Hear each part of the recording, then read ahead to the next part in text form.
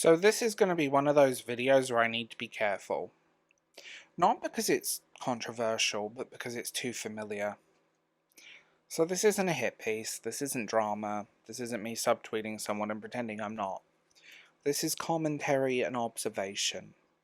The kind of thing you talk about when you've been online for way too long and watched all of this go down so many times in the past, simultaneously, sometimes.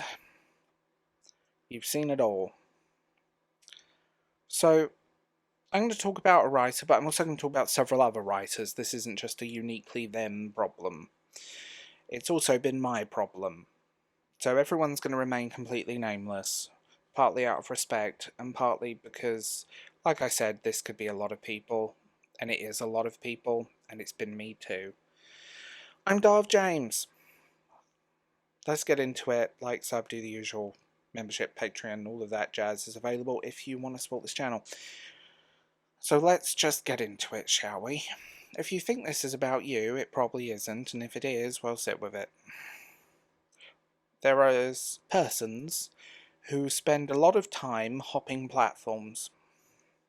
Twitter, Instagram, Blue Sky, anywhere that promises reach, engagement, traction, and the moment where the algorithm finally goes, ah yes, you're the chosen one. Here's a sword. And I don't hate people for doing this.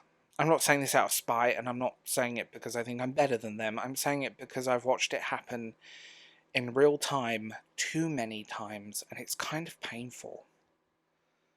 Okay, let's rewind for a second, because I don't actually think this is about Twitter or Instagram or TikTok or whatever platform we're mad at this week. They're just the surface level arguments. What's really happening underneath is something a lot of writers and creatives don't want to admit. At some point, social media stops being a tool and it quietly becomes a scoreboard. You tell yourself you're building an audience, but what you're really doing is refreshing notifications, checking impressions, watching likes tick up, or worse, not tick up. And when that number doesn't move, it doesn't feel like a platform issue, it feels personal. It feels like maybe my work isn't good enough, maybe people are tired of me, maybe I missed the window, and instead of sitting with that discomfort, you externalize it. You blame the algorithm, you blame readers, you blame the industry, because blaming yourself, or blaming myself, hurts too much. This is the part I really want to talk about, because I've been here myself. When you post something, well, vulnerable, I'll use that word. You're launching a book, you've got a new Kickstarter, an announcement, a link to a project you actually care about, and it gets ignored, your brain goes, well, it doesn't go. Normal engagement metrics. No, your brain goes, everyone saw this and chose not to care, which isn't true, but it feels it. So when someone tweets, writers get no support, readers don't engage, nobody shows up anymore, what they're really saying is, please tell me I'm not invisible, and that's human. It's completely human, but it's also dangerous. And here's where it starts going wrong. At some point, writers, persons, start tweeting a lot about how nobody supports writers, how engagement is over, how readers don't care, how social media is rigged. And I always want to ask a question. Who do you think is reading this? Because it's not random people, it's not publishers, it's not agents, it's not even other writers.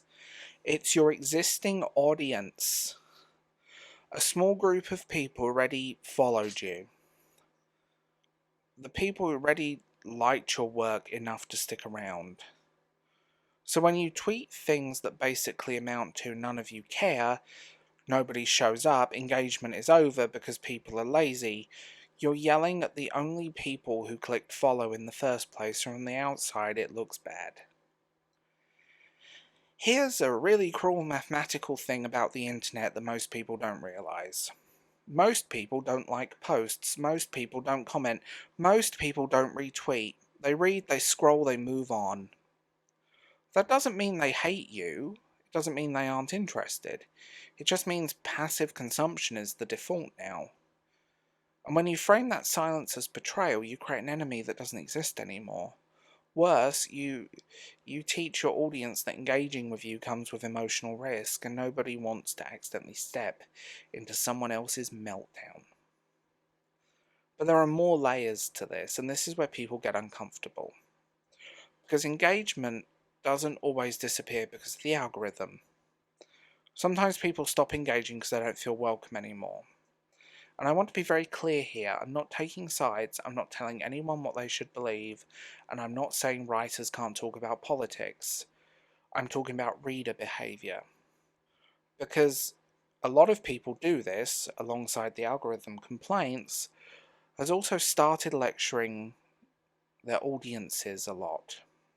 Long political threads, hot takes, moral grandstanding, implied judgment of who is good and who is bad. Believe what you want, say whatever you want, but here's the reality people don't like hearing.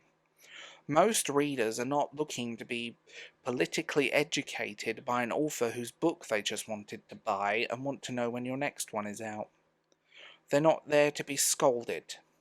They're not there to be judged, and they're not there to be told that who they voted for makes them immoral. And that goes for both sides, by the way. That's not a one-side thing, that's both sides. My God. They just wanted a goddamn book.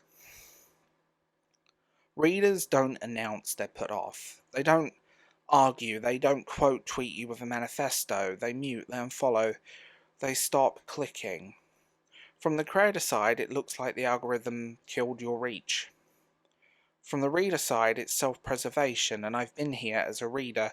Nobody wants their escapism hobby or comfort read to feel like a lecture hall. Writers often assume their audience thinks like them. Same values, same politics, same worldview, but sometimes, yeah, that's true, but books are one of the last spaces where people from wildly different backgrounds still overlap. Class, education, politics, everything in between. The moment you turn your space into if you disagree with me you're a problem, you shrink your audience. Not because people are bad, not because they're stupid, and not because they're evil, but because they don't want conflict attached to something they love. There are multiple readers I love who I have no interaction with on social media at all, for reasons like this. Again, both sides. And that's the silence sets in. Platform hopping starts to feel like a solution, jumping platforms feels like strategy, but a lot of the time it's avoidance, because staying on one platform long enough to learn it means accepting that growth will be slow. Numbers won't explode, feedback won't be immediate. And I know we hate TikTok, but I'll pick on TikTok. TikTok works not because it's magic, but because it forces consistency. You can't post once and vanish, you have to show up repeatedly, casually, imperfect. And that is terrifying if your self-worth is tied to a platform or to engagement. Writers, like control. Words on a page, carefully chosen. Edited, polished. But TikTok is a marketing machine, but it's the polar opposite. It rewards speed, imperfection, low-stakes experiments. And it feels insulting to creatives. I know. But marketing has never cared about your craft. It cares about your attention. And attention is messy. Only a small percentage of people who see your posts will ever interact with it. An even smaller percentage will click a link, and a microscopic percentage will actually buy the thing. That's not failure, that's mathematics. What is unhealthy is expecting every post to validate your worth and crashing out publicly when it doesn't. Here's the part that hurts to watch. When frustration turns into bitterness, people start posting things they can't take back. Snidey comments, passive-aggressive jokes, publics "I'm done with this" announcements. And the tragedy is, and I've seen this happen again, it usually happens when real growth actually starts. And it destroys the momentum. Because consistency is boring, the middle is quiet, and the payoff is delayed. Burning bridges while you're standing on them feels like control when everything in your world feels out of control. You can be talented and still not widely read. Not because you failed, not because you're bad, but because attention is finite. Social media tells us, do it right, success is guaranteed. It isn't. But bitterness is visible, entitlement is visible, and resentment is visible, and none of those things attract readers, people willing to put their hand on in their wallet for their hard-earned money to buy your thing. So I know no one's going to listen to this. You're already probably hating me. But you know what? I'm going to say it anyway. So what can you do instead?